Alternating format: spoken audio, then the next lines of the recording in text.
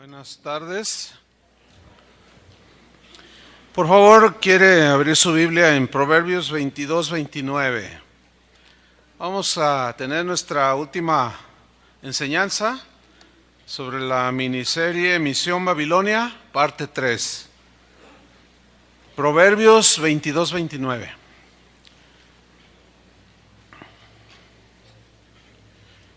Voy a leer, usted me sigue ahí. Dice así: ¿has visto hombre solícito en su trabajo? Delante de los reyes estará, no estará delante de los de baja condición. Este versículo en una versión contemporánea, dice: el que hace bien su trabajo delante de aquellos que tienen grandes responsabilidades estará. No estará delante de los que tienen menos responsabilidades. El que hace bien su trabajo. Pues bien, ya hemos establecido que Dios diseñó un plan para que todos pues trabajemos y ganemos nuestro sustento. Él llamó a unos para pastorear el rebaño, da dones espirituales para pastorear el rebaño. Y los que ministran el Evangelio deben ser sustentados por el Evangelio, pero la gran mayoría, que son todos ustedes o los creyentes en las congregaciones, pues Dios los llamó, los salvó, pero a ninguno desamparó, a ningún ser humano. A todos nos dio habilidades, talentos, dones, para que por medio de esas habilidades nosotros pudiéramos ganar el sustento para la familia. A la vez podemos sustentar la obra de Dios con las ofrendas que todos aportamos. Y número 3, que es ya el ámbito espiritual, para hacer luz a los que están en tinieblas. Algunos cristianos a veces hacen preguntas como estas: pastor, ¿cómo es que yo puedo servir a Dios en mi trabajo? No entiendo. ¿Acaso significa que ahí en mi trabajo debo yo de estarles predicando constantemente a mis compañeros? Pues la respuesta es no. No, porque te pagan por trabajar, no por predicar. ¿Sí? Entonces, tu primera responsabilidad en tu trabajo es trabajar, hacer las cosas bien. Pero entonces, ¿cómo puedo yo ser luz? ¿Cómo puedo alcanzarlos para Cristo? De eso se va a tratar el día de hoy también. Pero yo recuerdo un testimonio, entre comillas, que escuché en una vez que fui a predicar en una iglesia, de un hermano que dijo: hermanos, dice, soy bienaventurado porque me corrieron del trabajo, me corrieron por causa de Cristo, dijo. Y dije: ay, pues quién sabe qué. Y entonces ya empieza él a narrar su testimonio, ¿no? Y dice: pues es que ya ven que dice la Biblia, hermanos, que hay que evangelizar a todos, hay que predicarles. Entonces yo todos los días me acercaba con uno, con otro y les predicaba. Entonces ahí el supervisor me dijo: oye, ponte a trabajar, aquí te pagamos por trabajar, no por predicar. Y luego el dueño se dio cuenta y me llamó: a ver, ¿qué pasó? Nosotros lo contratamos a usted para trabajar, no para predicar. Y decía el hermano, y yo le contesté, decía él: no, la Biblia dice que es necesario obedecer a Dios antes que a los hombres. No, hay que ver. No, pues se me va de aquí, patitas a la calle, ¿no? Lo corrieron y él decía que era por Cristo. ¿Cuántos saben que no fue por Cristo? Fue por otras razones, pero por Cristo no fue. ¿Por qué se da esto? Porque la gente tiene el concepto que ya hemos venido enseñando, conceptos erróneos de cómo se sirve al Señor. Y la Biblia habla mucho acerca del trabajo, que por medio del trabajo nosotros servimos al Señor. Hay una escritura que quiero que me acompañe, Colosenses 3:22. Pablo da unas instrucciones apostólicas a los cristianos allí en Colosas, gente que tenía sus trabajos igual, y les da estas instrucciones, Colosenses 3:22. Y les dice así: siervos, Ahora usted puede intercalar esa palabra siervos con empleados, obreros, etcétera. Siervos, dice, obedeced en todo a vuestros amos terrenales. Aquí resalta el verbo obedecer. Obedecer en todo, esa frase en todo se refiere a lo que tiene que ver con las labores que te corresponden como trabajador. ¿Ah? Esa es la instrucción aquí. Obedezcan en todos a sus amos terrenales. Y amos aquí, amos terrenales se refiere a los patrones, ¿sí? Que empleaban a algunos cristianos en aquel tiempo. Pero luego les da otra instrucción. Les dice, miren, no lo hagan sirviendo al ojo, como los que quieren agradar a los hombres. Se lo voy a ilustrar. Ahí está un cristiano, ¿no? Entonces, está flojeando, ¿verdad? Tomándose su cafecito a la hora que tiene que estar trabajando, lo que tenga que hacer, y de pronto ve venir al supervisor o al dueño de la empresa y se levanta y, a ver, ¿qué más hago? ¿Qué más hago? Y por acá viene el jefe, ¿qué más hago aquí? Rápido, buenos días, jefe, buenos días. Entonces el patrón se dice, wow, qué trabajador, qué mala onda sería. Y peor si es un cristiano haciendo eso. Dice, no como sirviendo al ojo como los que quieren agradar a los hombres, sino con corazón sincero. Mira, todo aquello que nace del corazón sincero es algo que le agrada a Dios. Aquello que haces con integridad y honestidad le agrada a Dios, temiendo a Dios. ¿Por qué menciona el trabajo con el temor de Dios? ¿Qué relación tiene que obedezcan a sus patrones con el temor de Dios? ¿Cuál es la relación? Pues porque si decimos que somos cristianos tenemos que dar testimonio. Y el que tiene temor de Dios, respeto a Dios, hace su trabajo con excelencia, con responsabilidad. Pero ahí no termina la instrucción, versículo 23. Y todo lo que hagáis, en referencia al trabajo, lo incluye allí por supuesto, hacedlo de corazón, dice, como para el Señor y no para los hombres. Déjenme ilustrarles esta frase como si lo hicieras para el Señor. Supongamos, es un ejemplo nada más, que el Señor te dice, oye, te quiero ir a visitar a tu casa. Ay, claro, Señor, pues allí serás bienvenido. Y ya llega el Señor, toca, entra, y tú, ¿cómo lo tratarías? Pues con mucho respeto, ¿no? Y tú te sientes privilegiado de que el Señor llegara allí y de pronto te dice, tú le dices, ¿quieres comer algo? ¿Quieres comer algo, Señor? Y él te dice, sí, ¿cómo qué quisiera? Mire, quisiera un pescado a las brasas. ¿Cómo se lo prepararías? Como para el Señor, ¿no? ¿O qué? Lo agarrabas así, lo embarrabas de aceite y pues ahí lo que salga. ¿Verdad que no? No, ¿cómo ibas a hacerle algo al Señor de manera tan descuidada, tan displicente, tan irresponsable y falta de respeto? Nadie haría una cosa así. ¿Verdad que no? Bueno, fíjate lo que dice en relación al trabajo, ¿eh? Lo que hagáis, hacerlo de corazón como para el Señor. O sea, si tú eres pintor, pinta como si fuera la casa del Señor. ¿Me entiendes? Si tú eres panadero, haz el pan como si fuera pan que Jesús se va a comer. Hazlo como para el Señor y no para los hombres. Versículo 24. Sabiendo, ese verbo es muy importante porque no todos lo saben esto. Sabiendo que del Señor recibiréis la recompensa de la herencia. Escucha. No solo recibimos paga por el trabajo, sino también por hacerlo bien, como sirviendo al Señor, vamos a recibir recompensa de parte del Señor, por haberlo glorificado con nuestras buenas obras. Y luego termina el versículo 24 diciendo, porque a Cristo el Señor, ¿qué? Servís. Entonces, ¿cómo está relacionando servir a Cristo haciendo bien tu trabajo?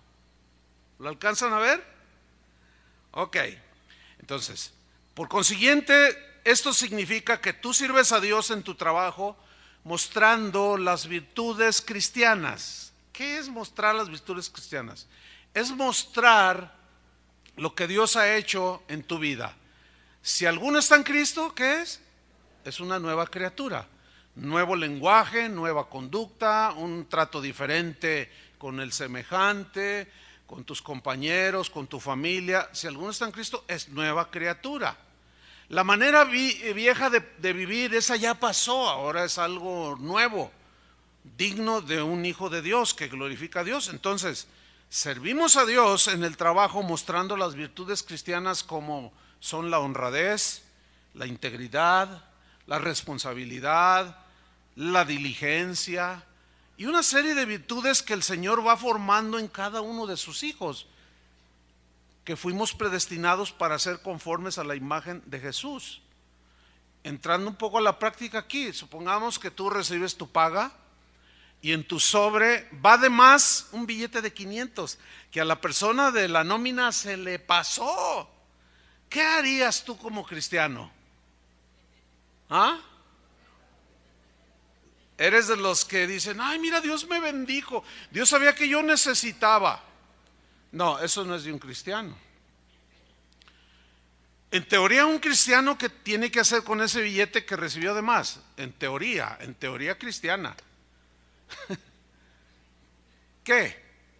Regresarlo. Sí, porque cuando venga la auditoría y la contabilidad y todo, se va a dar cuenta la que distribuyó el dinero que dio un billete de más. Entonces, si son 20 empleados, a uno por uno le va a decir, oye, ¿no se fue un billete de 500 de más? De casualidad me equivoqué. Y si fue contigo, ¿qué le vas a decir si no se lo regresaste antes? Bueno, eso es nada más para ilustrar que las virtudes cristianas como la honradez, integridad, responsabilidad, diligencia, fidelidad, deben ser mostradas allí en ese ámbito que es el trabajo. El proverbio que leímos, 22-29, ¿has visto hombre solícito en su trabajo? En la versión Dios habla hoy dice, el que hace bien su trabajo. Hacer bien el trabajo. ¿Cuál es tu trabajo? ¿Cómo te ganas la vida? Bueno, si eres vendedor, pues no eches mentiras, no digas que tu artículo te cura el cáncer cuando no cura ni el dolor de cabeza.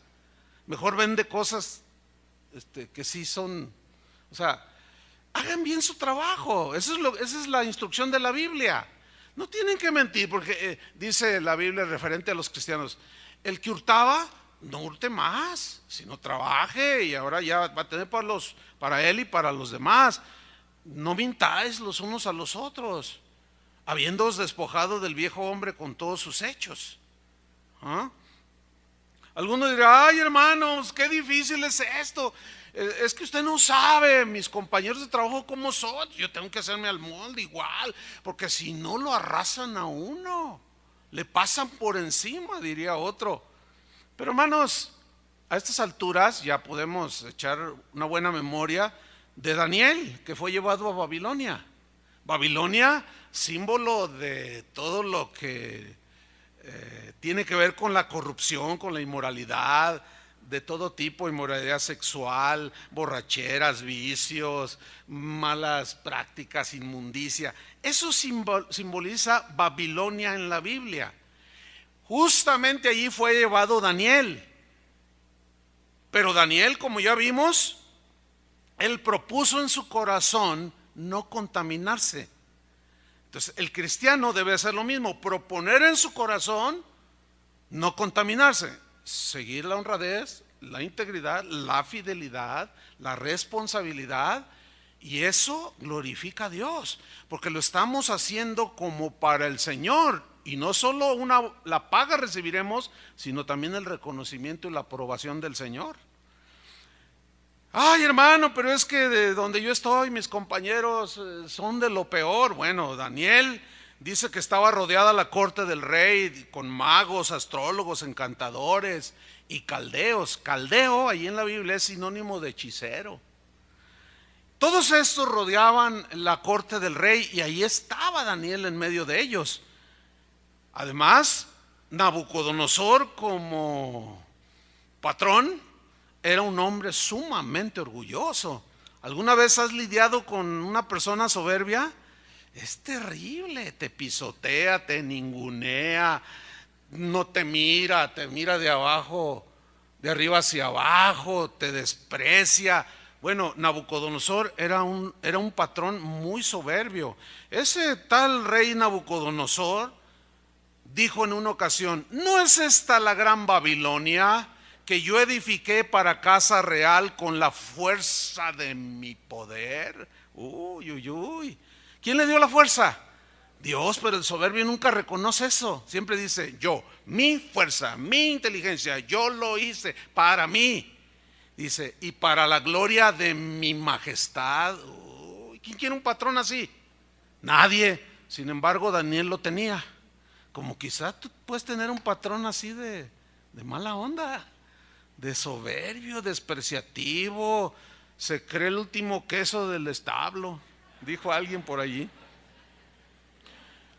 Además, los compañeros, gente que vivía alrededor allí con Daniel, que eran gobernadores, príncipes, lo equivalente a presidentes municipales, era gente promiscua, era gente idólatra, era gente con vicios. Dice que el rey Belsasar, hijo de Nabucodonosor, hizo un banquete para 1000 de su gente.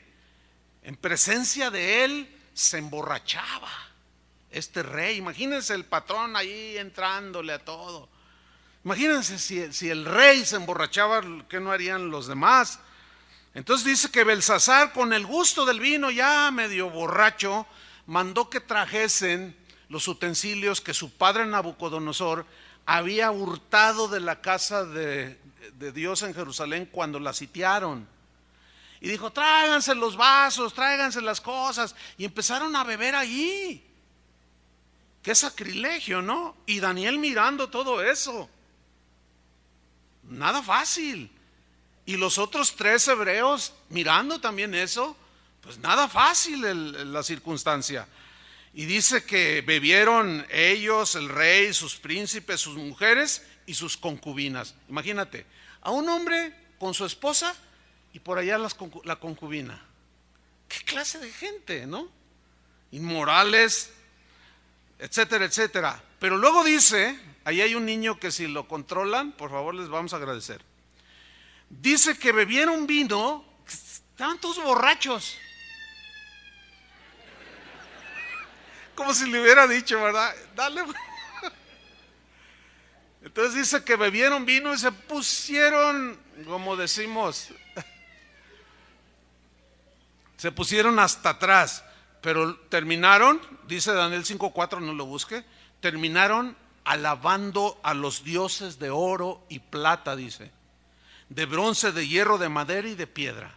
Fíjese, astrólogos, hechiceros, calumniadores, borrachos, mentirosos, promiscuos y además idólatras.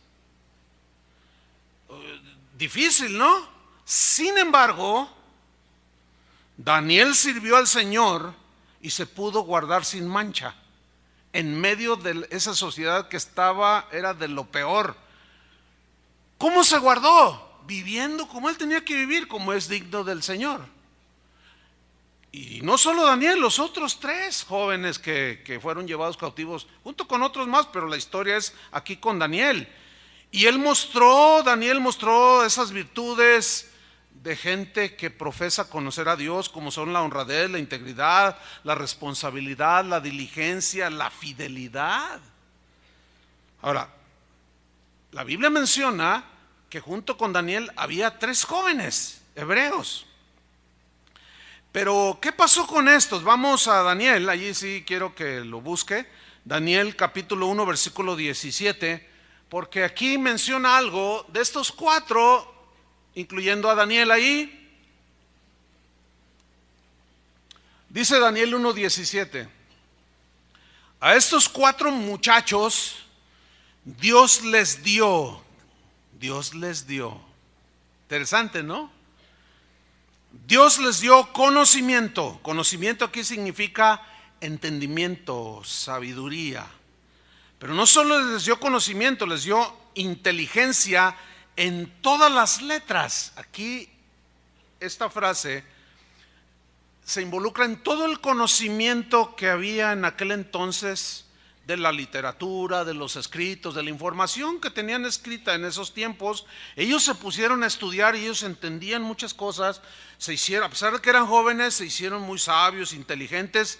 Dice que Dios les dio conocimiento, inteligencia en todas las letras y ciencias. Y aquí la palabra ciencia, la palabra que la traduce del hebreo, literalmente se puede traducir de esta manera: una capacidad de naturaleza técnica. Interesante, ¿no? O sea, Dios les dio habilidades para hacer con las manos, no solo con la inteligencia, sino con las manos, con la voluntad, con la fuerza física. Habla de capacidades de naturaleza técnica, habilidades especiales para diseñar, para crear, o sea, les dio creatividad, ¿sí? Y Daniel, dice, tuvo entendimiento en toda visión y sueños. Entonces, fíjense, a los tres jóvenes les da habilidades manuales, inteligencia, sí, pero para crear, diseñar y trabajar ahí en la corte del rey, con excelencia. Pero ellos tenían que aplicarse, tenían que ser diligentes. Y como Dios estaba con ellos, Dios los bendijo. Pero Daniel dice que tuvo entendimiento en toda visión y sueño. Fíjense que Daniel se le dio en este caso dones espirituales, discernimiento espiritual desarrollado. Eso lo tenemos que desarrollar todos los cristianos, ¿sí? Ahora en el Nuevo Testamento es más completo. No solo Dios nos dio habilidades naturales para aprender una carrera, estudiar una carrera, aprender las cosas de la vida, como médico, como qué sé yo, comerciante, etcétera, etcétera. Pero a otros, o mejor dicho, a todos también nos da, según el mismo Espíritu, nos da dones espirituales. Entonces, Dios, ahora bajo la gracia, a todos nos da habilidades, fuerza, talentos naturales para por medio de ellos ganarnos el sustento. Pero también como hijos de Dios, nacidos de nuevo, nos da capacidades espirituales, ¿entiende? Para discernir el bien y el mal, para saber qué es de Dios, qué no es de Dios, en fin, para podernos enfrentar a la vida cotidiana, que es un mundo de maldad, y nosotros somos luz en medio de las tinieblas. Dice el versículo 18: pasados pues los días del fin, al fin de los cuales había dicho el rey que los trajesen, el jefe de los eunucos los trajo delante de Nabucodonosor, a estos cuatro. Y el rey habló con ellos. ¿Qué habló? Bueno, no dice, pero como rey, pues no era un hombre ignorante. O sea, era un hombre sí orgulloso y todo lo que tú quieras, pero era un hombre que era letrado, era conocedor de muchas cosas. Seguramente les hizo preguntas técnicas. A ver, ¿y cómo harías tú esto? Y cuando vio que había respuestas, mira lo que dice: el rey habló con ellos. Y no fueron hallados entre todos ellos otros como Daniel, Ananías, Misael y Azarías.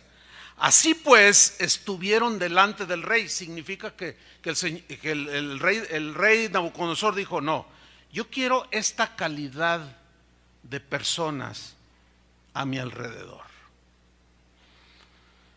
Versículo 20: en todo asunto de sabiduría, aquí está, todo asunto de sabiduría e inteligencia que el rey les consultó, los halló 10 veces mejores que todos los magos y astrólogos que había en todo su reino. ¿Qué les parece eso? Ahora, ellos no llegaron así a Babilonia, sino que Dios, al estar con ellos y estar en una condición rodeados de personas que no glorificaban a Dios, Dios los capacitó. Pero ellos tenían que aplicarse, ellos tenían que estudiar, ellos tenían que investigar. Se lo voy a ilustrar. Supongamos que usted es un diseñador y así se gana la vida. Entonces usted tiene creatividad y diseña. Pero el diseño, como todas las actividades del ser humano productivas, evolucionan. La medicina ha evolucionado el deporte. Lo que hacían los jugadores de fútbol hace 30 años de entrenamiento no es lo mismo que hacen los que entrenan el día de hoy. Todo ha evolucionado. Entonces, si usted es un diseñador y terminó su carrera hace 15 años, pues es obvio que usted tiene que actualizarse continuamente. Si usted es un médico cirujano, pues usted tiene que asistir a cursos que da el mejor cirujano del mundo para actualizarse respecto a los trasplantes. Usted no se puede quedar ahí todo fodongo.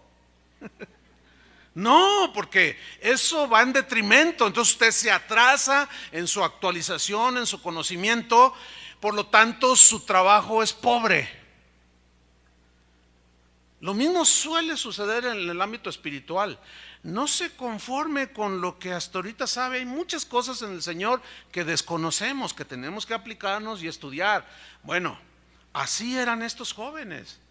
O sea, el hecho de que estaban ahí junto al reino, dijeron, ya la hicimos, ahora a flojear, uy, qué suave, vamos a poder agarrar la carreta del rey y pasearnos y pasárnosla bien. No, se pusieron a estudiar y se aplicaron. ¿Para qué? Para hacer su trabajo con excelencia.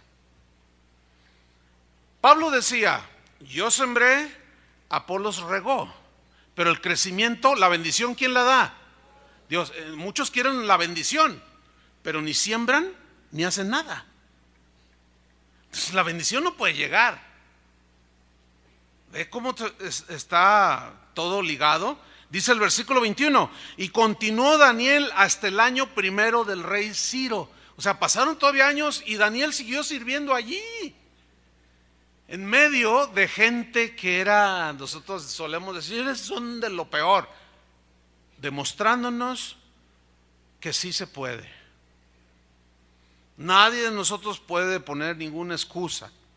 Ahora, hay una historia que sucedió a los otros 3 compañeros de Daniel.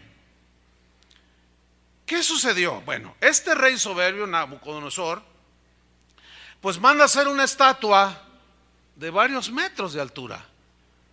Grande la estatua. Entonces hizo un decreto que decía, todo aquel en mi reino que cuando sean convocados y al sonar los instrumentos musicales, todos deben de postrarse para adorar la estatua que yo he creado. Y convocó, hacía sus convocaciones, sus santas convocaciones, y los juntó. Y empezó a sonar la banda del recodo. Y todos se empiezan a postrar. Pero había 3 jóvenes hebreos, trabajadores, honestos, íntegros, responsables, pero con una fe diferente. Y ahí es donde entra el conflicto. Y estaban así de pie, todos postrados, y estos 3 así. Y yo creo que nomás se miraban así.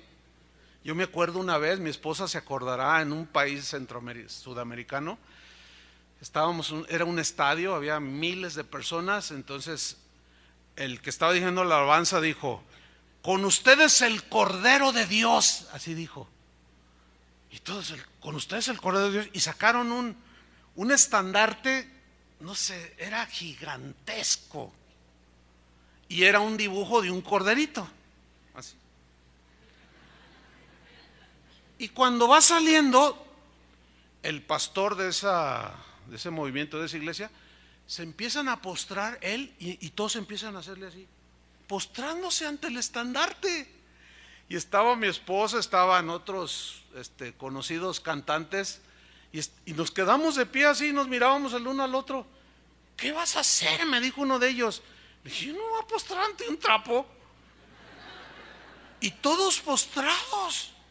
Y cuando levantaban nos miraron, no nos dijeron nada, pero dijimos, ¿qué está pasando aquí? Pero en el caso de estos 3, se quedaron de pie, y no faltó a quienes no les caían bien estos, y van con Nabucodonosor. Dice en Daniel 3, versículo 8, que vinieron algunos varones caldeos. ¿Se acuerda que le dije que el caldeo es sinónimo de hechiceros? Llegaron unos que practicaban la hechicería, vinieron y acusaron maliciosamente a los judíos.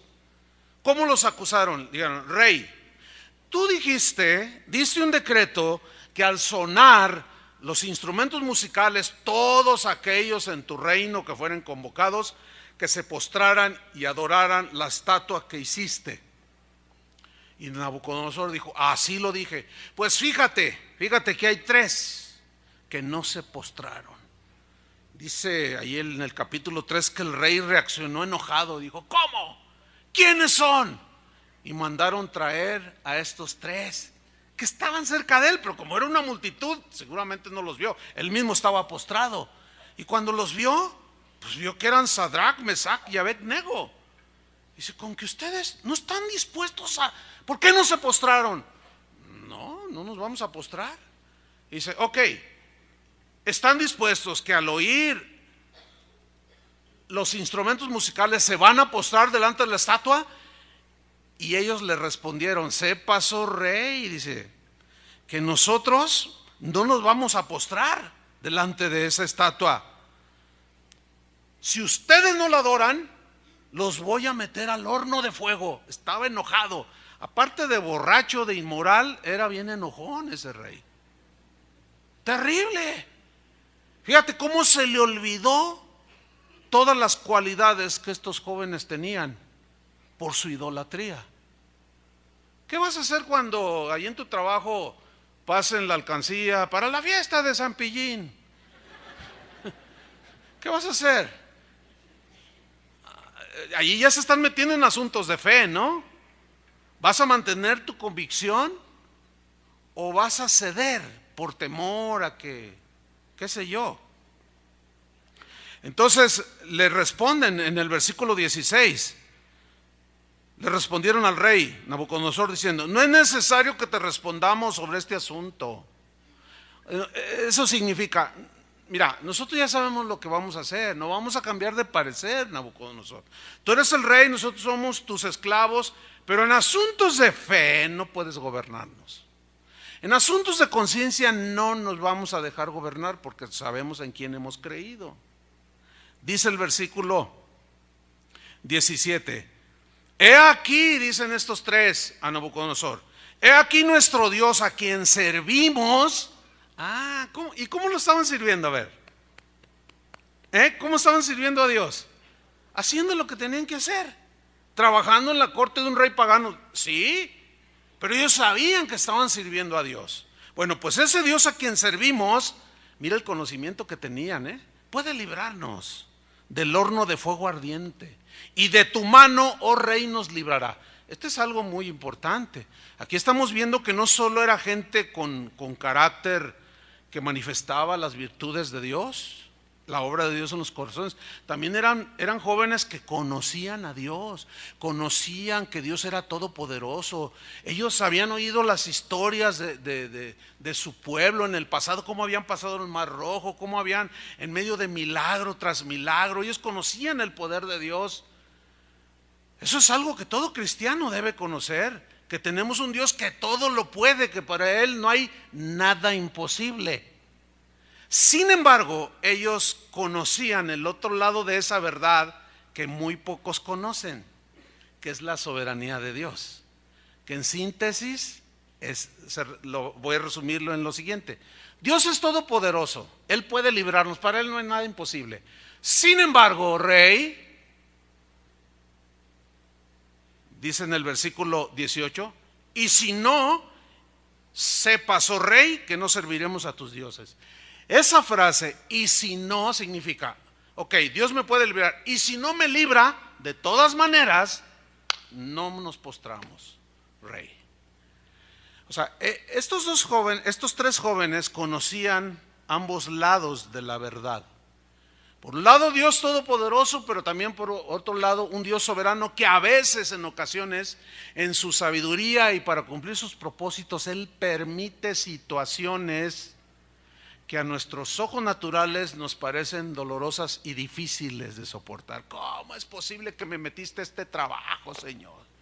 Bueno, Pablo lo resumió en Romanos 8:28. Y sabemos que los que aman a Dios, todas las cosas les ayudan para bien.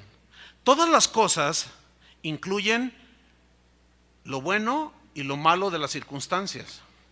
Incluye situación de abundancia y de estrechez. Incluye situación de bonanza y de adversidad. Eso significa, sabemos que los que amamos a Dios, todas las cosas nos ayudan para bien. El problema está en el verbo. Sabemos que los que aman a Dios, y no todos lo saben. Porque hay cristianos, hace rato uno de los pastores aquí me estaba comentando, dice, oye, ahora entre semana llegó un señor buscándote a ti. Dice, pero tú estabas en una junta, estabas ocupado. Y le dijeron, pero está otro de los pastores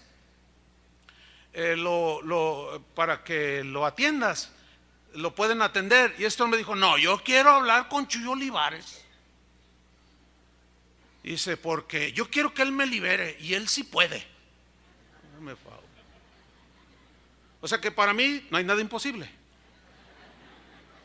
Entonces le dice, Sergio fue el pastor que lo atendió, dice, no, mira, yo te puedo atender, él está en una junta importante y no puede dejarla para atender, yo estoy en disponibilidad para atenderte. No, es que yo quiero que él. Miren, hermanos, no busquen al hombre, busquen a Dios. El hombre nada más es un medio. A veces que al terminar la reunión, pues a veces gente pide oración, quiere un consejo y se acercan. Y para eso estamos, para atenderlos. Pero hacen una fila queriendo hablar conmigo. Entonces yo les pido a los pastores en ocasión, oye, ayúdame, ¿no? Entonces se acercan y luego, oye, a ver, ¿en qué le puedo? No, yo quiero hablar con el pastor. Digo, hermanos, usen un poquito de sentido común, vamos. Si no de discernimiento, cuando menos de sentido común. Pero para eso está usted. Para eso estoy. Y yo nunca me voy hasta que no se va la última persona.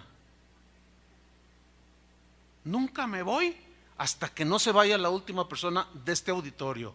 Y hay ocasiones en que ando saliendo a las 5 de la tarde, cuando usted ya comió, se acostó, y yo todavía aquí aconsejando. Pero hermanos, también entiendan. Y hay gente, no, yo quiero con el pastor, pero cualquiera de los pastores tenemos el mismo espíritu, tenemos los mismos principios. Digo, esto va a ayudar para que usted sea atendido. Cuando usted tiene una emergencia, que se rompió un brazo y le duele todo, y usted llega ahí a la Cruz Roja y a ver, va a emergencias, ¿no? ¿Quién quiere que lo atienda? ¿Le preguntan quién quiere? No, yo quiero que me atienda el director de la Cruz Roja. Si no es él, no. No, pues, ¿qué me importa? Atiéndenme. Me duele. Necesito que me acomoden el brazo, y usted llega todo así, ¿no? Esto es algo que se da. No es que nos neguemos a atenderlo, no. Pero sí tiene usted que tener mayor entendimiento. Y todo eso lo da el Señor. Entonces, sabemos que a los que aman a Dios todas las cosas ayudan para bien, pero no todos saben este tipo de cosas. Por eso nosotros, como trabajadores del Evangelio, tenemos que desmenuzarles, ese es nuestro trabajo, para alimentarlos, instruirlos, capacitarlos, para que ustedes se enfrenten la vida. Entonces aquí se enfrenta estos tres jóvenes con Nabucodonosor. Dice, entonces no se van a ustedes a postrar. No, Dios nos puede librar, si no nos libra de todas maneras, no nos postramos. Entonces mandó a hombres fuertes que los amarraran, los cargaran, calentó el horno 7 veces más de lo acostumbrado y los lanzaron al horno de fuego. Dice que estaba tan caliente que las lenguas de fuego de un instante quemaron a los que lanzaron estos tres jóvenes. Murieron. Y de pronto Nabucodonosor reacciona y dice, hey, ¿qué no fueron 3 los que tiraron al horno? Y dijeron, sí, son 3. Dice, pues yo veo 4. ¿Qué había pasado allí? El rey de reyes todopoderoso en ese momento quiso librarlos. Podía librarlos. Quiso en ese momento. Y salió en ayuda de ellos. Pues yo veo 4. ¿Quién es el cuarto? Dijo. Es uno semejante al Hijo de los dioses. ¿Quién era, hermanos? Dios. Y de alguna manera permitió que la fe de esos tres que honraron a Dios glorificaran al Señor precisamente por su acción de confianza y de fe, que no traicionaron su fe ni su confianza en Dios. Buena historia, tremenda historia, diría yo. Ahora fíjese lo que sucedió después de que dijo, bueno, pues los mandó sacar y salieron de ahí, del horno. Dice que sus ropas no estaban ni quemadas, ni sus cabellos.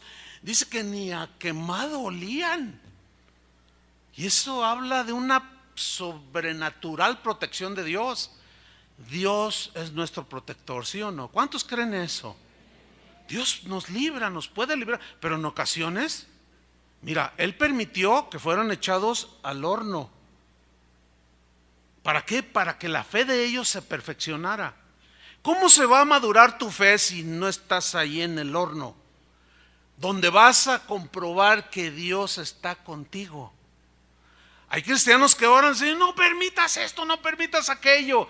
Entonces el Señor nos mira así como diciendo, ay, te falta más entendimiento, te lo quiero dar, pero te la pasas viendo telenovelas. Te lo quiero dar, pero pierdes tanto el tiempo en esto. Pero no, la revelación de las verdades de Dios no te vienen así. No, vienen cuando estás con Él y abres su palabra, así como estos. Dios me puede librar, pero si no me libra, de todas maneras no me postro. Pero miren lo que sucedió al final, versículo 28, Daniel 3:28. Entonces Nabucodonosor dijo, bendito sea el Dios de ellos, de Sadrach, Mesach y Abed-nego, que envió su ángel y libró a sus siervos que confiaron en Él. Ahí está. ¿Qué es confiar en Dios? Fe, esa es la definición de fe. Esa es la definición de fe.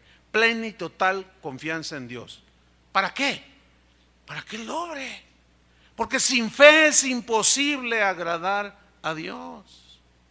Entonces vemos aquí que Dios honró la fe de estos jóvenes, que en medio de gente de lo peor, ellos con su buen trabajo, su fe sólida, glorificaron a Dios. Y ahora está provocando justamente lo que Jesús dijo que iba a suceder cuando dijo, ustedes son la luz del mundo. Una luz no se puede esconder. Así alumbre vuestra luz delante de los hombres, para que vean vuestras buenas obras. ¿Qué son vuestras buenas obras? Son la clase de vida, el carácter, las reacciones, el honrar a Dios, para que vean los hombres vuestras buenas obras y glorifiquen a vuestro Padre que está en los cielos. Fíjese, eso lo produjo en un rey pagano. Ahí está en el versículo 28, 3:28. Bendito sea el Dios de ellos, dice Nabucodonosor, de Sadrach, Mesach y Abed-nego, que envió su ángel y libró a sus siervos que confiaron en Él y que no cumplieron el edicto del rey y entregaron sus cuerpos antes que servir y adorar a otro Dios que su Dios. Por tanto, dice el versículo 29, decreto que todo pueblo, nación o lengua que dijere blasfemia contra el Dios de Sadrach, Mesach y Abed-nego sea descuartizado, su casa convertida en muladar, por cuanto no hay Dios que pueda librar como este. ¿Se fijan cómo un pagano terminó glorificando a Dios por ver la clase de vida de estos tres jóvenes? Dios no espera nada diferente de nosotros, espera eso de nosotros. Eso se traducirá en salvación para muchos, el testimonio que nosotros dejemos ahí. Dice el versículo 30, entonces el rey engrandeció a Sadrach, Mesach y Abed-nego en la provincia de Babilonia. Mire, yo quiero subrayar el verbo engrandecer. ¿Cuándo los engrandeció? Nada más porque ellos lo querían, lo pidieron, lo anhelaban en su corazón, sueñan grande para que lo tengas, dicen. No. ellos previamente trabajaron, desarrollaron sus habilidades, eran fieles en sus labores cotidianas, y cuando se trató de asuntos de fe, no se doblaron, se mantuvieron. Eso es ser luz, hermanos. ¿Ah? Pero hay una historia que son de mis favoritas en la Biblia, porque tiene tantas y tantas enseñanzas. Es acerca de un joven llamado José. Habrán leído, ¿no? Vaya abriendo su Biblia ahí en Génesis 39, mientras le doy una breve semblanza de José. Bueno, un hombre, Jacob, tuvo 12 hijos. Uno de ellos fue José, que era pues como el consentido de su papá. Esto provocó la envidia de sus otros hermanos, los celos, y aquí nos da una enseñanza. Amemos a nuestros hijos de igual manera para no provocarlos. Esas envidias, esos celos que sentían ante el jovencito José, porque su papá tenía predilección por él, le mandó a hacer una capa de colores. Y usted dice, ¿y qué tiene una capa de colores? Bueno, resulta que esa capa, como la que le mandó a hacer, eran las capas que usaban los príncipes, los hijos de los reyes. Entonces, al ponerle esa capa, tú eres mi príncipe. Entonces, la envidia y los celos de los otros 11 hermanos dijeron, no, va a haber. Un día estaban en el campo, llegó José, como Superman, volando con su capita. Llegó y lo miraron y dijeron, vamos a matarlo. Imagínense a sus hijos diciendo que quieren matar a su hija. Es que horrible, ¿no? Dice, vamos a matarlo. Entonces Rubén, el mayor, un poco más sensato, dijo, no, nomás vamos a hacerle bullying. Como si estuviéramos en el siglo XXI. Siempre ha existido eso. Y llegó José ahí brincando con su capita. Les llevó ahí unos panes y cositas. Y a ver, José, a ver, ven para acá. Y lo empezaron a agarrar y le jalaban la capa y se lo empezaron a aventar, lo empezaron a golpear, lo empezaron a patear, lo dejaron todo mal, lo echaron a un pozo. Y luego dice uno de ellos, tengo una excelente idea. Agarró un animalito, un cabrito, lo degolló, la sangre la esparció y la roció en la capita de José. Y va con su papá y le dice, papá, mira lo que quedó de tu hijo. No, su papá Jacob se deshizo del dolor. Qué tremendos estos muchachos, ¿no? Pero sabemos que a los que aman a Dios, ¿qué? Muy bien. Entonces pasan por allí unos ismaelitas, unos comerciantes, y le dicen, hey, les vendemos a este muchacho, ¿cuánto? Dame 3 pesos y te doy todavía un descuento, ¿qué te parece? Y los otros, los ismaelitas, pues, lo compraron. Dijeron, pues el muchacho se ve medio nerd. Pero a ver, y se fueron. Bueno, Génesis 39. Aquí ya viene la narración. Llevado pues José a Egipto. A ver, espéreme, ¿a dónde lo llevaron, pastor? ¿Qué dice a dónde? Egipto. En la Biblia, ¿qué simboliza Egipto? Mundo. ¿Qué significa mundo en la Biblia? Todo lo corrupto, todo lo inmoral, todos los mentirosos, los hechiceros, los adúlteros, los fornicarios, los promiscuos, los pervertidos. Eso simboliza Egipto en la Biblia. Y fue llevado a Egipto. Potifar, oficial de Faraón, capitán de la guardia, o sea, un alto mando del ejército de Faraón, varón egipcio. Dice, lo compró de los ismaelitas que lo habían llevado allá. O sea, los vio pasar, le dijeron, oye, ¿no quieres a un muchacho? Y lo vieron allá, José. ¿Cuánto por ese muchacho? Dame 5 pesos. Pues órale. Pero él no sabía lo que había comprado. No sabía que se estaba sacando la lotería. Como aquel hermano que me contó que decía que le gustan pues así, él es así como que le gustan las pinturas y las esculturas, cosas. Y una vez me contó este hermano que había comprado una escultura de bronce bien bonita. Entonces él pagó 3,000 pesos. Entonces dice que examinándola, dijo, ay, qué bien hecha está, qué obra de arte, y que el trazo, ¿saben, no? La gente que le gusta eso. Dice que la volteó y vio el año de fabricación, y hacía más de 100 años. Y luego tenía el nombre del escultor. Dijo, ay, este nombre, pues no, yo no soy experto, pero a ver, vamos a ver en internet. Y se puso, resultó un italiano de hace más de 100 años, autor de esa obra y bien famoso. Bueno, famoso entre los que conocen de esa arte, ¿no? Y resulta que la obra esa vale más de 200,000 pesos. O sea, el que se lo vendió no sabía lo que estaba vendiendo. Ni el que compró, que no era experto tampoco, sabía lo que estaba comprando. Así le pasó a los ismaelitas, lo volvieron a vender. Si hubieran sabido la calidad de muchacho que era, ¿ustedes creen que lo hubieran vendido por 3 pesos? Potifar, cuando lo compra, ni se imaginó que se estaba sacando la lotería con ese muchacho. Vamos a ver qué fue lo que pasó. Lo compró pues de los ismaelitas que lo habían llevado allá. Versículo 2. Mas Jehová estaba con José. Ay, pastor, no me diga. Lo patean los hermanos, lo desaparecen, lo tostonean, lo venden. Mire dónde va a parar Egipto. Y a ver, no entiendo, ¿cómo es que todas esas dolores y aflicciones, y dice la Biblia que Dios estaba con José? Bueno, eso es lo que dice, que estaba con José. Pero aquí es donde hay que explicar un poco. ¿Qué significa, mas Jehová estaba con José en medio de toda esa situación? Interesante, ¿no? Bueno, resulta que la frase Jehová estaba, el verbo estar ahí en el hebreo, es una palabra que resalta la presencia de alguien que está a tu lado. Que a donde tú te mueves, ahí va esa persona. Y ahí vemos a José yendo para allá y Dios junto a él.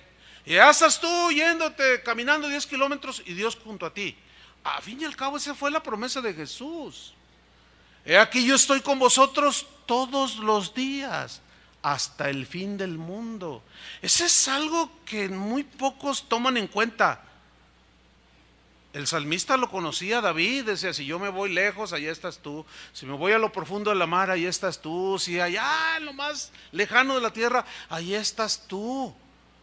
Eso significa Dios no perdiendo las circunstancias de alrededor de José, no, pero él ahí, permitiendo, sí, pero con un propósito que ya vamos a descubrir más adelante. ¿Por qué Dios permitió?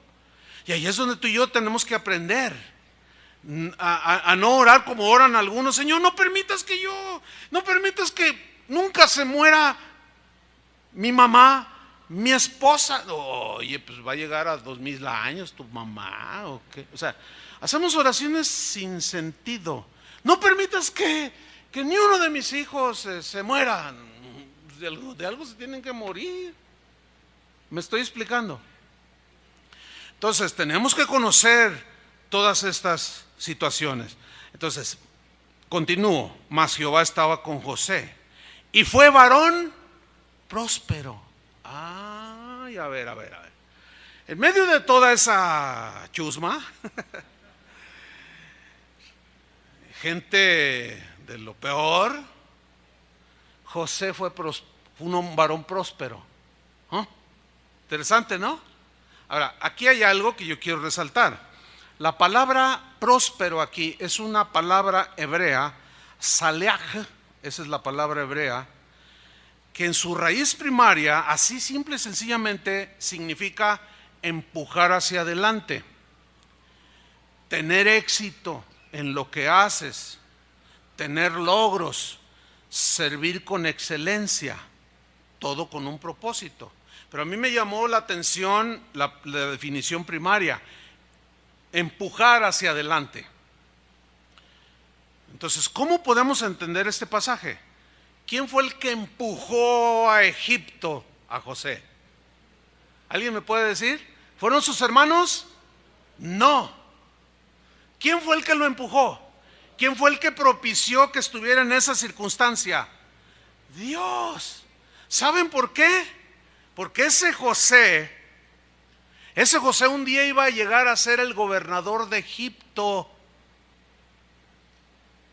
Porque Dios sabía en su omnisciencia que un día vendría la hambruna donde vivía la familia de José.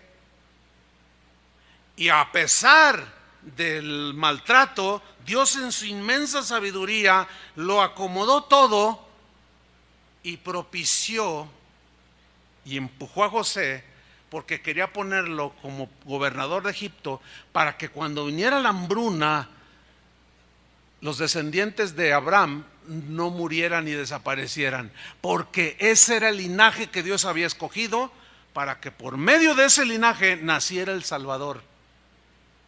Todo se tradujo en salvación, en beneficio hasta de ti y de mí, hermano. ¿Puedes entender eso? Dios empujó a José.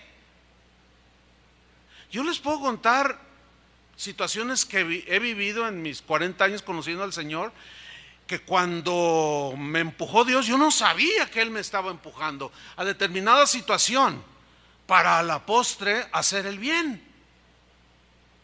Pero José callaba, conocía a Dios, no entendía, pero finalmente reflexionaba con cosas como: no entiendo, Señor, pero en las buenas y en las malas te serviré.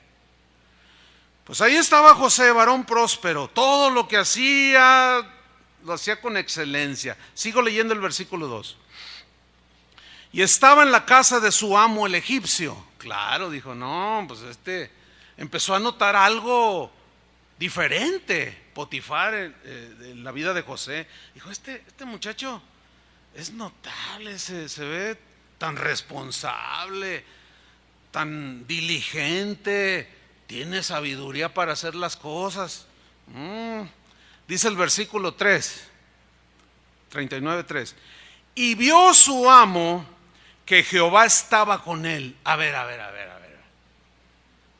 ¿Cómo está eso de que vio su amo que Jehová estaba con él? Bueno, aquí resalta el verbo ver.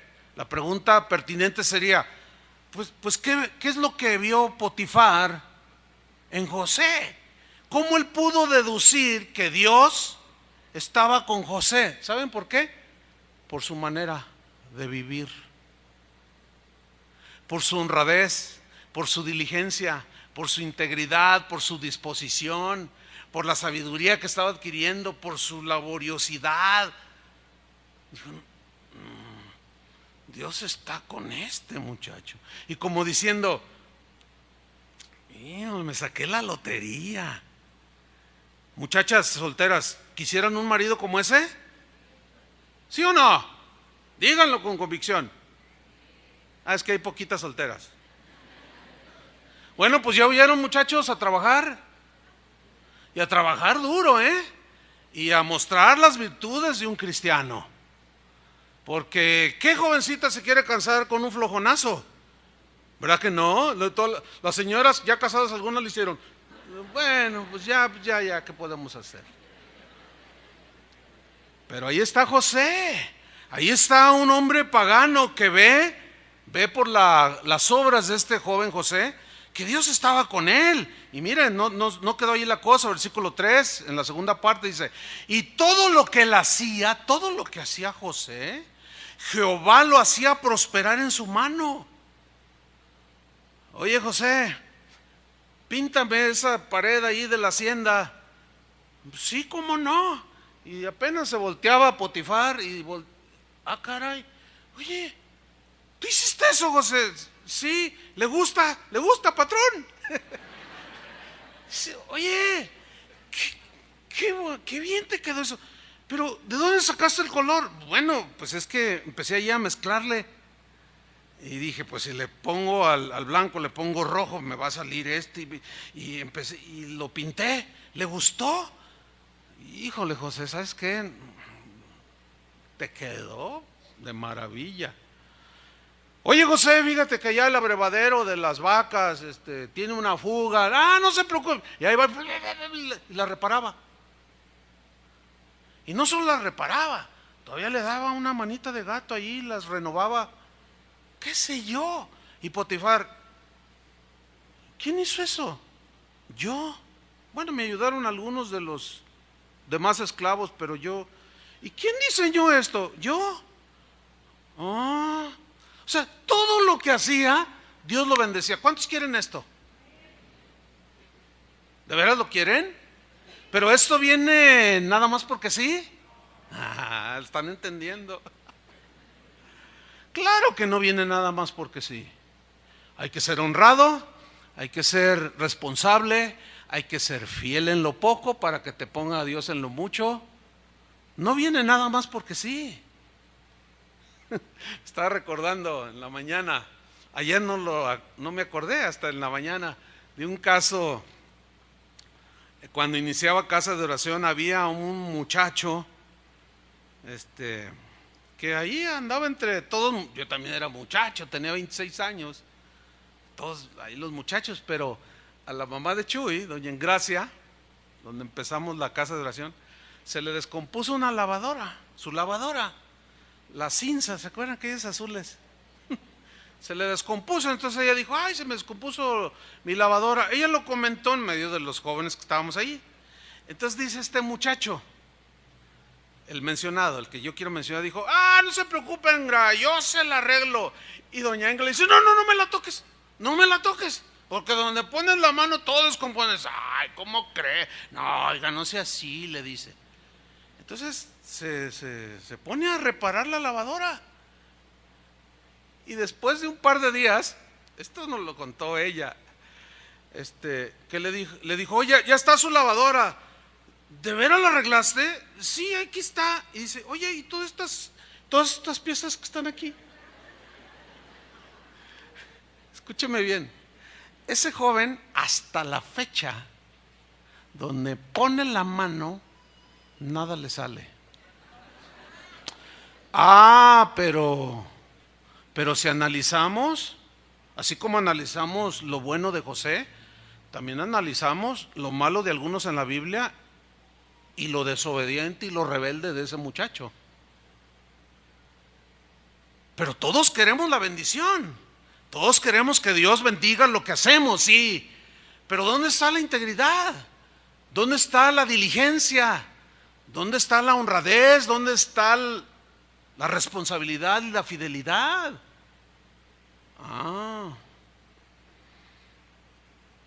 Versículo 39. Así halló José gracia en sus ojos. Halló gracia, claro, pues cómo no. A ver, no sé cuántos tienen negocios aquí, pero ¿usted quisiera un empleado así? ¿Cuántos quisieran un empleado así? Bueno, como decíamos hace un rato a las jóvenes, ¿quieren un marido así? Sí. ¿Verdad? ¿Quieren un esposo así? Sí. ¿Quieren amigos así? Pues sí. O sea, gente que te inspire, que te diga, mira, nosotros decimos, no se puede, qué difícil. Hay los compañeros de mi trabajo, oye, pero mira un joven responsable, una mujer responsable, y Dios los pone en gracia, te pone en gracia, así como puso a los 3 jóvenes y a Daniel delante de Nabucodonosor, le dio gracia delante del más pagano de los paganos. ¿Por qué? Porque la productividad, la responsabilidad no tienen religión. ¿Entiende? Eso está bien visto en todos los ámbitos de la vida, cristianos o no. El asunto es que nosotros como cristianos adquirimos esa responsabilidad de ser para la gloria de Cristo. Dice la Biblia en Jeremías, dice que Dios nos puso para que fuésemos pueblo, para que fuésemos la fama de Dios en la tierra. Así dice. ¿La fama? Sí. Es decir, que nuestras vidas le van a dar a Dios mala fama o buena fama. No hay peor fama que ver alguien que se diga cristiano, que sea flojo, responsable, tranza, mentiroso. No hay peor. ¿Por qué? Porque los que están afuera, como Potifar viendo, paganos como Nabucodonosor viendo, dicen, si así es su Dios, así me quedo. Si eso es lo que reproduce su Dios, así me quedo. ¿Cuántas personas no han dicho eso? Si quieres que yo me cambie a tu religión y ser como tú, me quedo como estoy.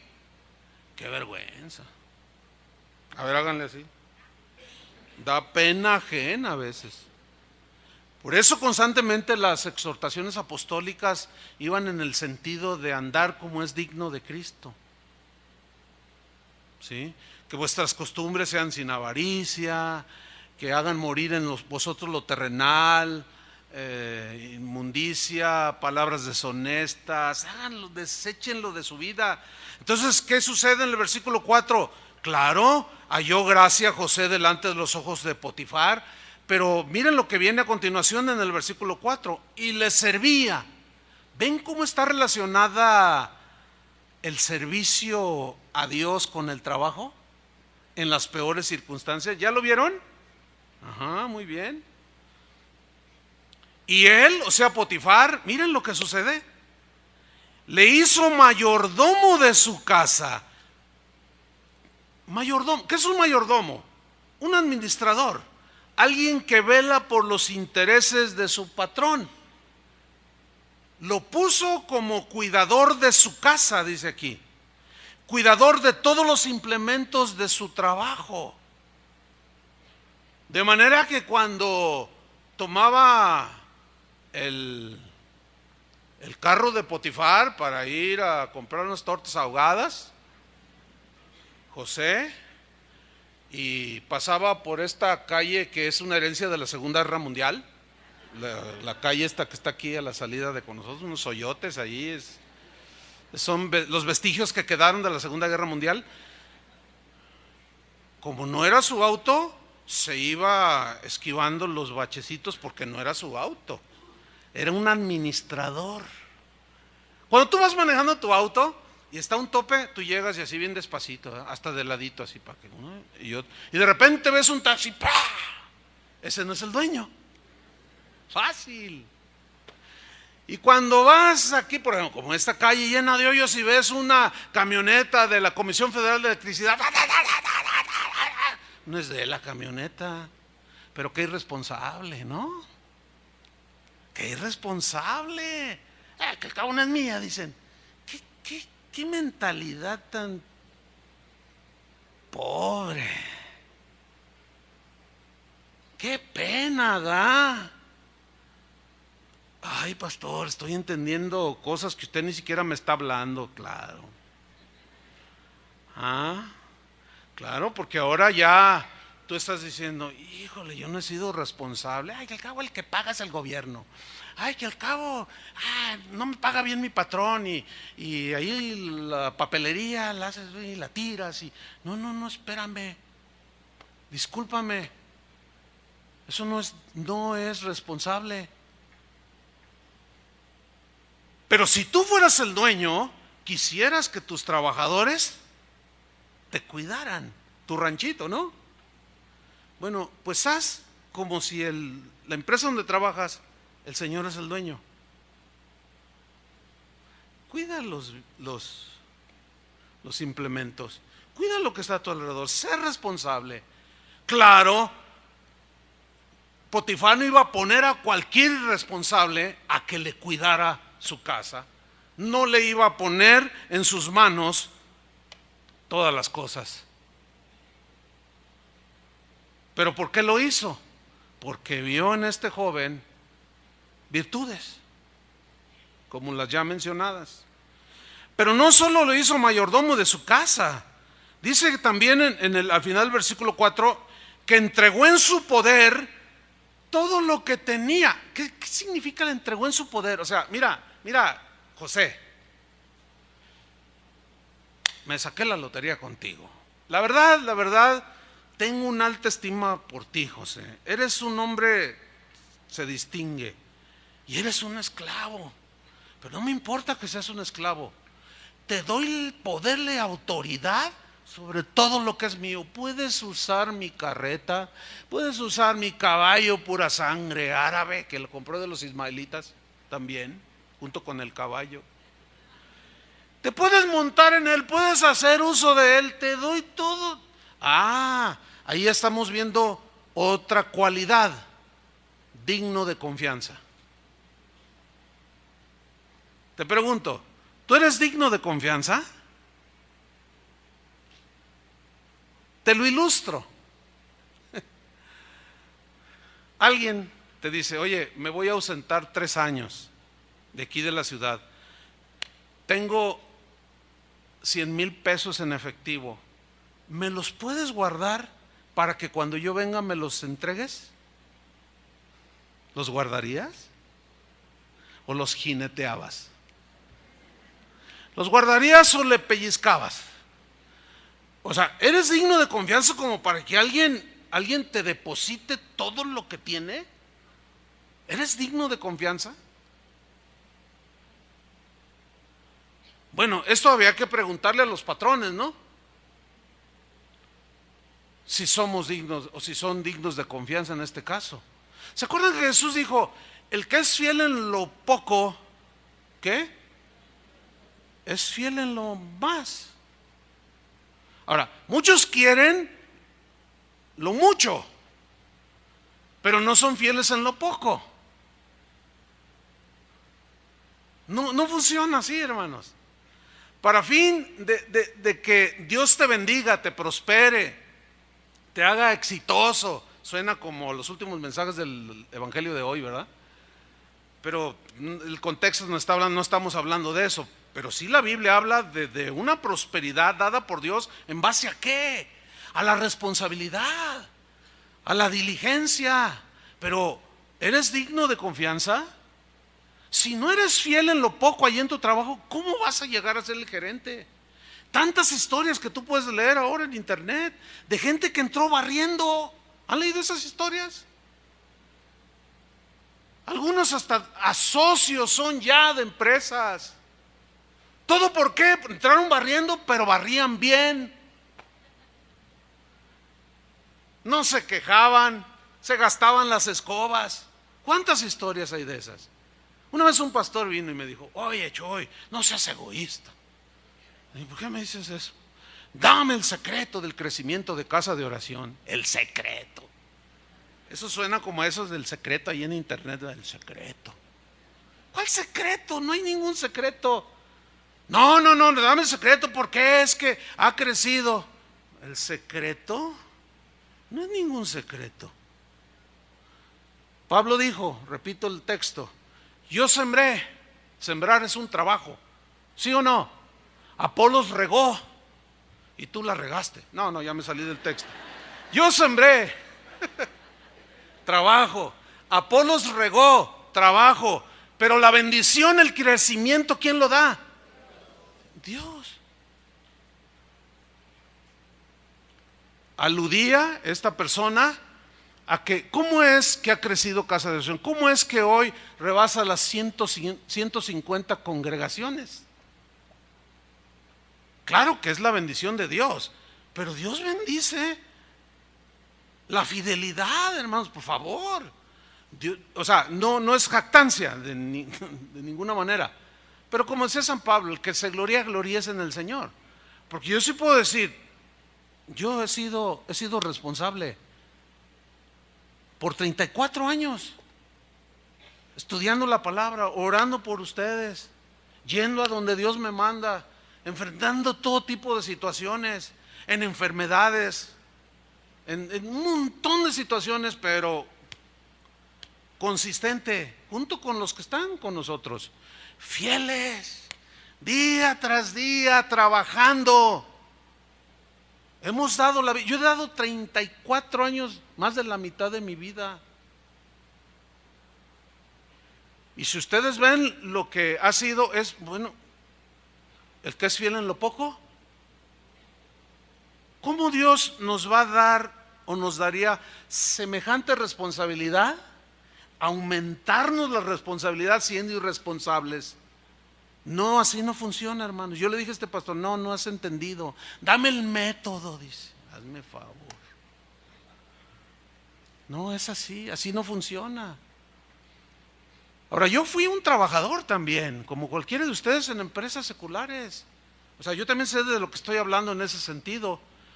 Y los mismos principios de fidelidad, de honestidad, de diligencia los apliqué.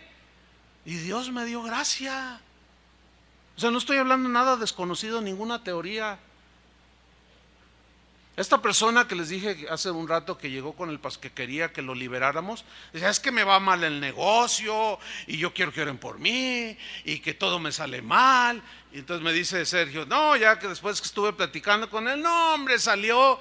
Yo digo, bueno, pues sí, es que yo me metí con aquella señora y luego me metí con esta otra y mi esposa se enojó y mis hijos ya no me quieren. Ay, que quería que le aplaudieran. Y luego venía que yo lo liberara para que Dios lo bendijera. Nada que ver, no, de cristianismo no entiende nada ese brother. No sabe lo que es, no entiende. Pues ¿cómo? No es así, así no funciona. Yo sembré, Apolo regó, todos trabajamos, pero ¿quién da la bendición? Pero hay que sembrar y regar, no regarla. Aunque dijo Adrián una frase célebre, dice, no, para que crezca hay que regarla. Ay, profe, tú con tus cosas. Un saludo al profe, ya anda de gira apostólica. Fíjate qué tremendo, le entregó todo en su poder. Pues eso habla pues de la diligencia. Pero vámonos al final de la historia, dice el versículo 5. Aconteció, Génesis 39, 5, aconteció que desde cuando le dio el encargo de su casa y de todo lo que tenía, Jehová bendijo todavía más, bendijo la casa del egipcio. Qué tremendo. Dice, a causa, nada más porque sí, no, a causa de José, por la fidelidad de él, por la integridad, por la diligencia, por la sabiduría, etcétera. Bendijo Jehová la casa del egipcio a causa de José.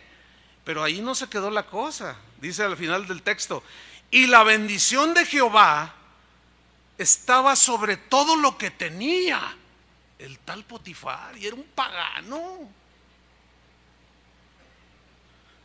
Pero luego añade, así en casa como en el campo. O sea, ya no solo su casa, ya hasta tenía su casa de campo. Y cuando llegaba ahí el Potifar, la miraba toda verdecita, con pasto bien pintadita, las vacas bien gorditas, los caballos bien briosos y así bien cepillados.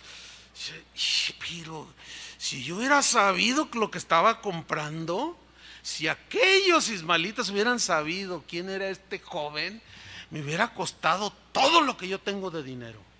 Se había sacado la lotería. ¡Qué tremendo!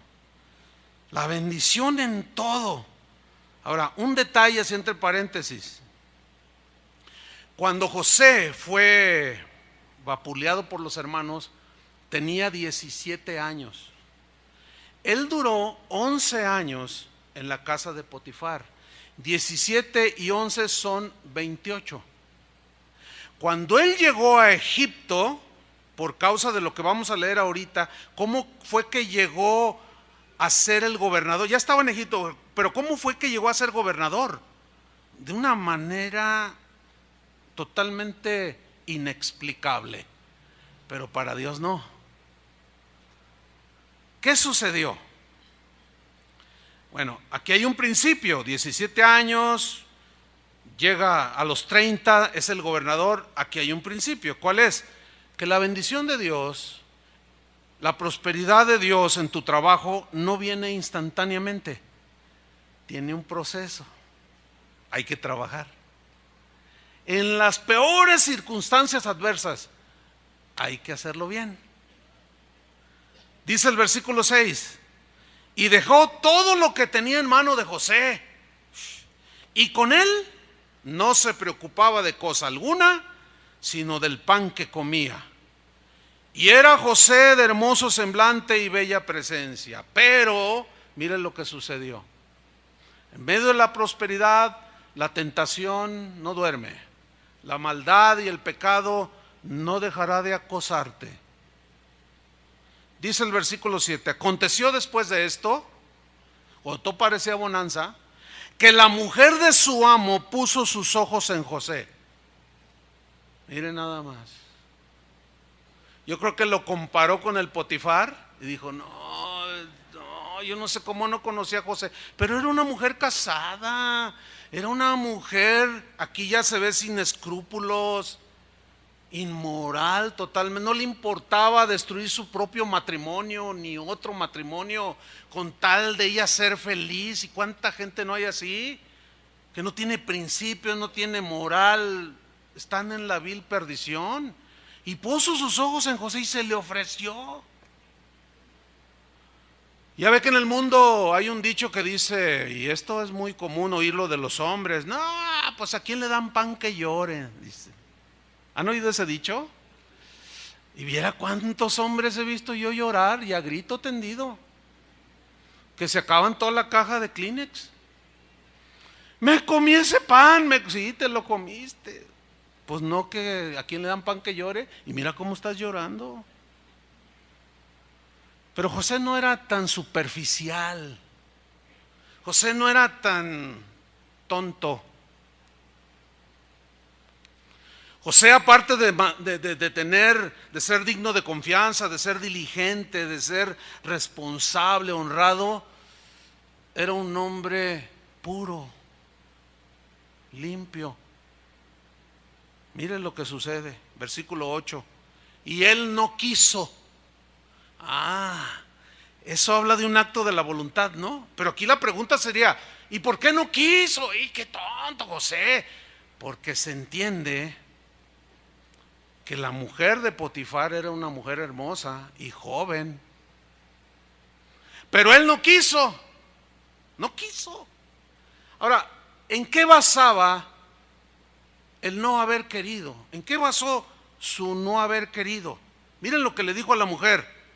Y dijo la mujer de su amo, he aquí que mi señor no se preocupa conmigo de lo que hay en casa, y ha puesto en mi mano todo lo que tiene. O sea, yo puedo agarrar el caballo de él, puedo agarrar la carreta, puedo dormir en la casa de campo, puedo comer de la leche del rebaño, puedo hacer lo que yo quiera, todo, tengo autoridad, no hay otro mayor, dice el versículo 9, no hay otro mayor que yo en esta casa, y ninguna cosa me ha reservado sino a ti. Como que Potifar sabía la bruja que tenía allí, sabía la señora loca, como que algo se enteró. Y cuando le entregó todo, le dijo, mira, puedes usar el caballo, la carreta, la casa de campo, puedes comer de todo lo que quieras, beber de todo lo que hay aquí, úsalo, tú eres aquí el administrador y te lo has ganado, José, pero con mi esposa no te metas, ¿eh? No, ¿cómo cree? Y yo así supongo. Decían, no, es que esta mujer es bien ofrecida. A lo mejor no era el primero, a lo mejor ya le conocía sus mañas. Y se lo advirtió, pero a ella no la toques. Dice, y no me ha reservado sino a ti, le dice, por cuanto eres su mujer.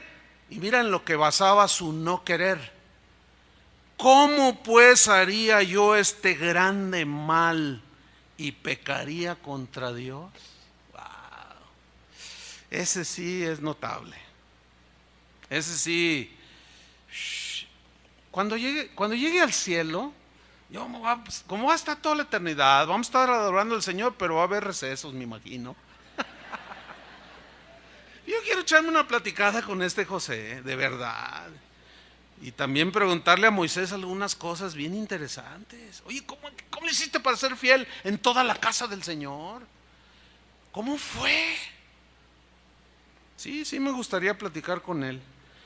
Entonces, en esto basaba su no querer. ¿Cómo yo haría tan grande mal y pecaría contra Dios? Fíjate, ¿cómo voy a pecar contra Dios? ¿Cómo? No. Aquí José está mostrando, además de todo lo que ya había mostrado, está demostrando santidad, pureza sexual, además una fuerte convicción de la santidad de Dios, de la pureza misma de Dios y de la presencia de Dios que todo lo ve. Pues, con razón. Y le dijo, no, y aquella mujer no cejaba, no dejaba en su insistencia. Dice el versículo 10 que hablando ella a José cada día, o sea, lo quería seducir. ¿Qué vas a hacer tú, varón? Cuando ahí en tu trabajo la secretaria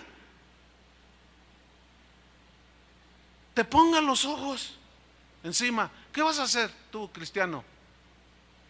O cristianoide, como sea. ¿Qué vas a hacer?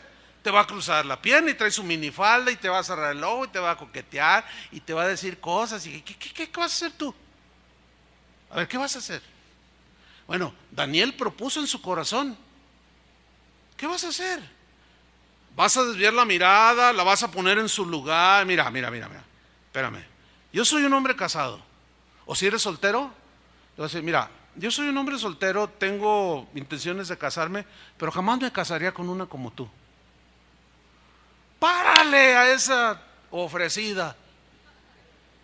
Y una, dos, tres que también se meten aquí. Ay, se oyó feo eso, no, pero es la verdad. Andan viendo a ver qué agarran. ¿Y saben qué? ¿Agarran? ¿A quién agarran? A los desobligados, a los irresponsables, a los deshonestos. O sea, tal para cual. Porque nunca se van a poder agarrar uno como José. Porque así no se conquista un hombre. Porque también José se casó y tuvo hijos. Pero de seguro que fue una mujer acorde a él. ¿Sí o no? Entonces ella dice el versículo 10, y no escuchándola a él para acostarse al lado de ella, para estar con ella. Mira el versículo 11, aconteció que entró él un día en casa, y mira lo que dice, para hacer su oficio. No, ya es de plano así. Por eso yo le decía que es de mis historias favoritas, ¿no? O sea, él sabía que estaba la loca allí metida. La ofrecida, la inmunda, la impura, la fácil. Pero él tenía la responsabilidad. No dijo, no voy a trabajar, Señor, para no ser tentado. Él tenía que cumplir con su trabajo. Voy a decir que me dio influenza para no ir a trabajar. No, él se metió ahí a trabajar sabiendo que estaba allí la señora esa. Fue y se metió, y yo me lo imagino así, si fue a barrer o a limpiar, con su sacudidor y la escoba, y a lo mejor con la cabeza agachada, porque la señora con su vestidito provocativo. Y él entró para hacer su trabajo, y no había nadie de los de casa ahí. Versículo 12, y ella lo asió por su ropa, diciendo, duerme conmigo. Entonces él dejó su ropa en manos de ella y huyó y salió. Dijo, más vale que digan aquí corrió que aquí quedó. Y salió huyendo. Y la mujer en venganza, y una mujer despechada que se sintió despreciada por ese joven apuesto, siendo ella una mujer hermosa, va con Potifar y le dice, ¿sabes qué? Tu honesto, tu íntegro, tu temeroso de Dios y tu mayordomo me quiso violar, quiso abusar de mí. Y como no era un hombre de principios, tampoco le creyó. Ah, eso te hizo José. Y fue y lo persiguió y lo pescó y lo metió ¿a dónde? A la cárcel. Todo por ser honesto, limpio, puro, santo. Y estaba ahí en la cárcel. Y Faraón tiene un sueño. Mandó traer todos sus brujos y nadie se lo interpretó. Y José ahí en la cárcel, había algunos otros que estaban allí mismo y conocieron a José. Entonces uno de ellos lo sueltan y José le dice, mira, yo soy inocente. Cuando vayas allá a la corte de Faraón, dile que yo soy inocente, yo no he hecho nada mal, acuérdate de mí. Sí, yo les voy a decir allá. Y salió y se le olvidó. Pero cuando el faraón dijo, no hay quien me interprete este sueño que había tenido, que unas vacas gordas, que unas vacas flacas. ¿Se acuerdan de ese sueño? y no sabía y nadie se lo podía interpretar. Entonces este hombre que de alguna manera había llegado junto al faraón le dijo: Faraón, señor faraón, ay, se me olvidó, fíjese que yo conozco a un joven, la verdad es alguien notable, ese tiene el Espíritu de Dios y Dios le revela los misterios y le interpreta los sueños. ¿Y quién es ese? Pues es un joven, José, está en la cárcel, él es inocente. Nosotros lo conocemos, sabemos de su fama, pero la loca de Potifar, bueno, eso no dice la Biblia. La loca de la esposa de Potifar lo acusa porque sabemos que es una señora ofrecida, pero este no quiso y lo metió a la cárcel injustamente. A ver, tráiganme a ese José. Y llega José ante el faraón. Dice: a ver, dime el sueño. Dice: pues tuve un sueño, 7 vacas gordas, 7 vacas flacas. Y oró José y Dios le da la interpretación. Dice: eso quiere decir, rey, que vendrán 7 años de abundancia y 7 años de escasez. Y vinieron los primeros 7 años de abundancia y Egipto produjo grano para alimentar muchas veces al mundo entero. Y José, en su sabiduría, Dios lo puso como, Faraón lo puso como el gobernador. Dijo: no, este está tremendo. Y dijo José: pero vamos a guardar. Hicieron graneros y guardaron. Eso es lo que hace el hombre sabio cuando recibe su liquidación, su pensión, su aguinaldo. No lo gastas y vente, vieja, gloria a Dios. No. No, lo guarda para el tiempo de las vacas flacas, gasta una parte, pero ahorra. ¿Ven todas esas virtudes que casi ninguno de nosotros tenemos y queremos la bendición? Entonces dice Faraón: no, a ver, este como gobernador, como estadista, no tanto como político, sino como alguien que va a beneficiar a Egipto, pues ¿sabes qué? Eres el gobernador, y lo puso allí. Vinieron la cosecha, guardó. Pasaron los 7 años de abundancia y empiezan los 7 años de escasez. Pero de ahí comieron todos los habitantes de Egipto. Pero ¿quién estaba detrás de todo? ¿Quién empujó a José? Dios. ¿Por qué? Porque de pronto llega la hambruna a donde estaba Jacob y sus 11 envidiosos hermanos. Y Jacob les dice: vayan a Egipto porque se oye que allá hay comida. Fíjate, en el mundo comida. Sí, pero en el mundo ¿quién estaba? José. Por eso Dios te necesita en el mundo. No tienes que salirte del mundo.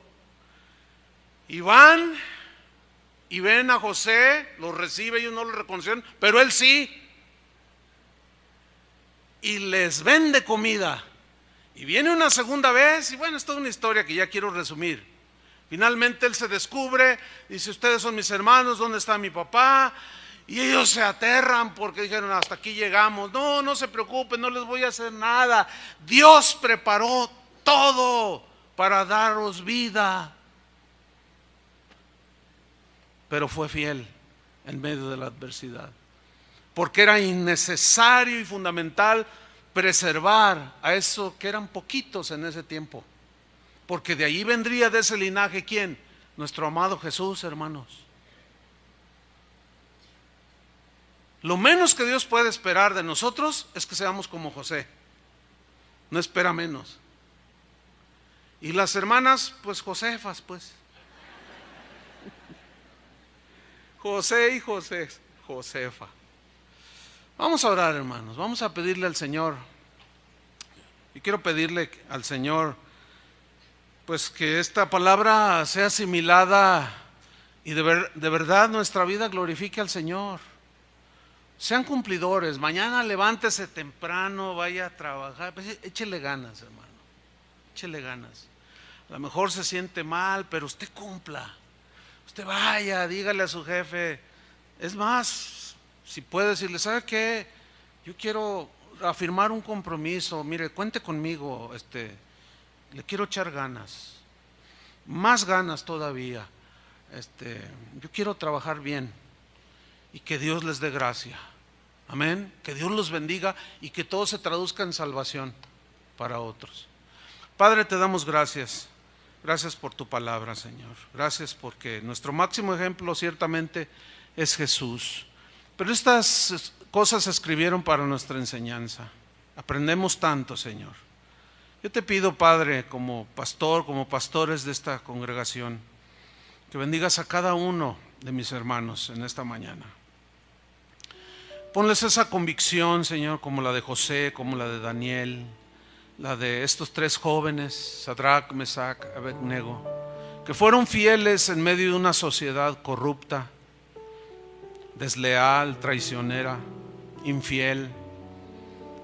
Y así como José se guardó, igual que Daniel, afirmaron su fe con convicciones tan sólidas, de esa misma manera, Señor, en ese mismo nivel, danos la gracia, Señor.